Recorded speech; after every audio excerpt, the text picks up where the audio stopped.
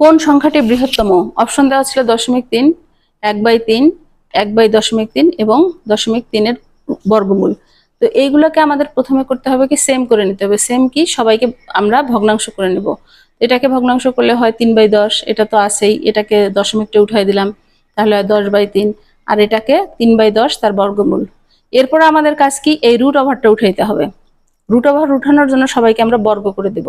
তো বর্গ করে দিলে কি এটার বর্গ করলাম, এটার বর্গ করলাম, এটার উপরে নিচে বর্গ করলাম, এটারও বর্গ করলে এই রুটটা উঠে গেল।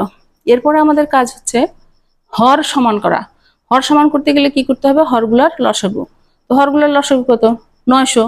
9 আর 100, 900। 10 তো এর মধ্যেই আছে, এই 9 এর মধ্যে আছে। তো 900কে যদি আমরা 9 দিয়ে ভাগ করি, 100 দিয়ে ভাগ করি, তাহলে হয় 9, উপরে নিচে 9 দিয়ে গুণ করে দিলাম। তারপর 9 দিয়ে ভাগ করলে কত হয়? 100, উপরে নিচে 100 দিয়ে গুণ করলাম।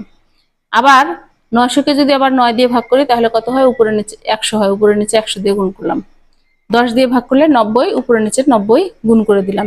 এখন আমরা গুণফলগুলো লিখে ফেলছি। তাহলে কত হয়? সবার হর একই, তার মধ্যে সবচেয়ে বড় হচ্ছে 10,000, তাহলে বড় সংখ্যা হবে গ, আর সবচেয়ে ছোট হচ্ছে 81, তার মানে ছোট সংখ্যা হবে 0.3। তো এখানে যেহেতু বড়টা চেয়েছে, তাই আমরা গয়ে টিক করে দিব।